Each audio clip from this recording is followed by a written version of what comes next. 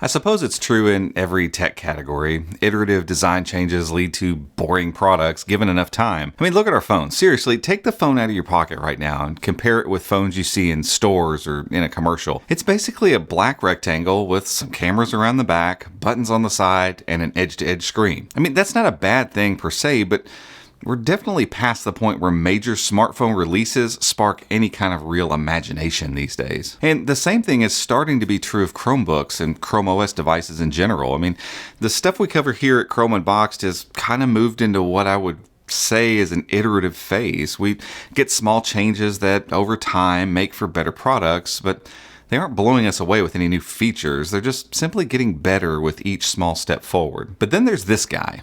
HP's new Chromebase with the spinning display, its striking design, and a clean aesthetic that quite literally turns the Chromebase form factor right on its head. It's a unique device in a sea of similar Chrome OS hardware, and I think it's well worth your attention. So let's take a look.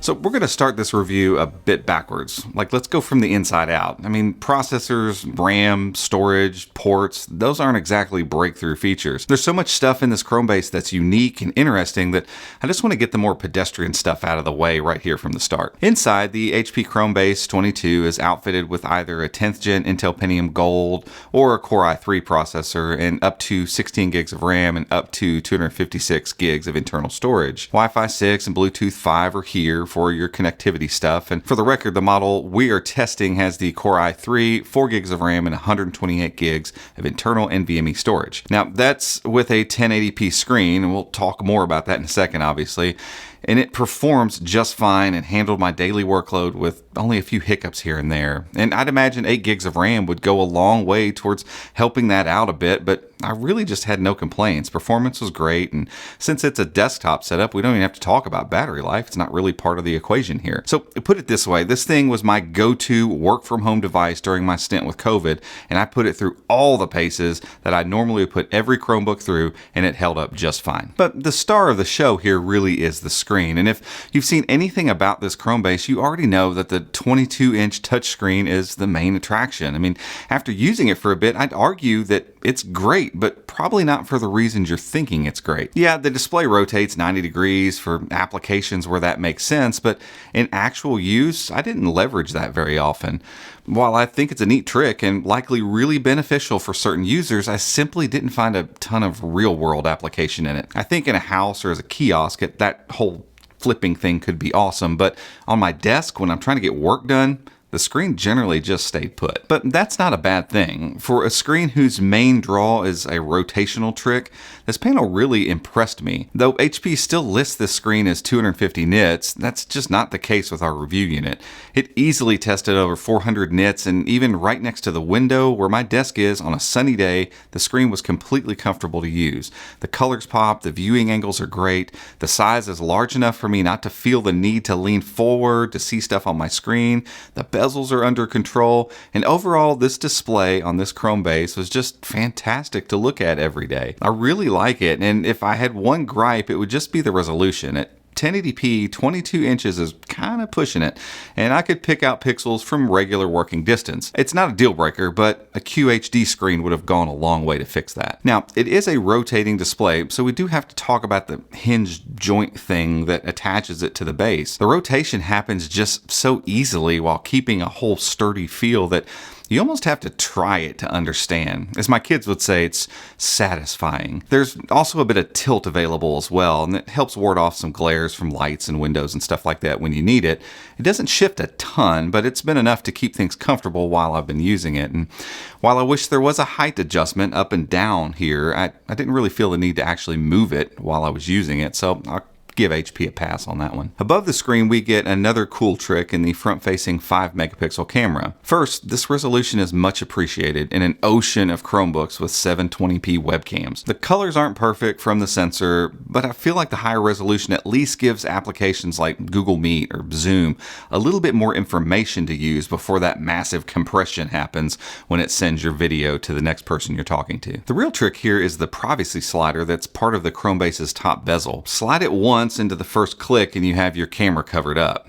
Keep pushing it, click it again, and you disable the mic. They even have a toast notification that pops up. It's built in and it tells you the mic has been disabled. It's a handy trick for sure, and one that will continue to add value to this Chromebase as we continue slogging through this pandemic. I took a few calls with this setup, and I really like the ability to have a manual switch up top that assured me that my camera and mic were both off when I wanted them to be. Look, I know you can do this via software, but this hardware implementation just feels more sure and more definite. Behind the display and its collection of tricks and features is this unassuming cone that basically houses all of the internals and acts as the Chromebase's actual base. The recycled cloth cover screams Google, and the gray and white aesthetic is just good looking. One of the most impressive parts of this section of the Chromebase is the loud and full set of speakers that it houses. There's no doubt that this is the best overall audio you can get on a Chrome OS device right now. They really pump out the sound. The power button and volume rocker are located on the side and the back of the base, and while I don't love that, as I'd rather see both of them on the side or bottom of the screen, they do work just fine in those positions. Additionally, all the ports, the 2 USB Type-C, 2 USB Type-A, headphone, microphone jack,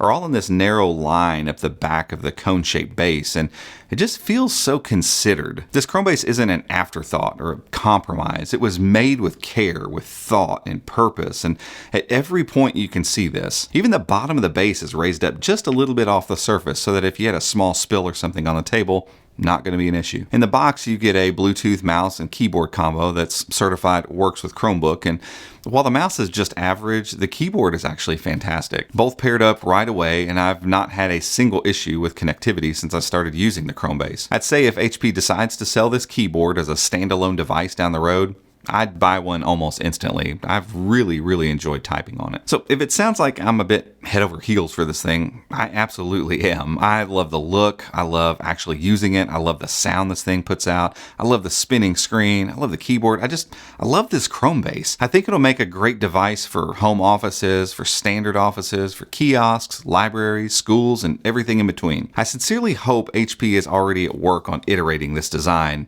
with either an 11th gen or 12th gen Intel processor inside, but honestly, I'm completely happy and content with what this thing is right here, right now. It starts at $549 for the Pentium Gold model, and it's priced the right way, I think, to sell very well. HP's website tends to really overprice stuff when you customize a Chrome OS device, but we found you can upgrade the Pentium model with 8 gigs of RAM and 256 gigs of storage for just $599. So when the Core i3 models start showing up there, I don't think they'll be terribly expensive either. All told, HP has absolutely nailed it with this one, and I'm frankly just happy to see it. As the world's top Chromebook maker, it's important to see them not just making better iterative Chromebooks, but really stretching out to make more interesting Chrome OS devices in general. Between this and their well-crafted, thoughtful X211 detachable tablet Chromebook, I really love what HP's bringing to the table right now, and I can't wait to see what's next. But guys, that's it for this one. If you enjoyed this video, please give us a thumbs up, head down there and hit that subscribe button, and make sure to ring the notification icon right next to it if you'd like to be alerted when we make future videos just like this one. Until next time, we'll see you.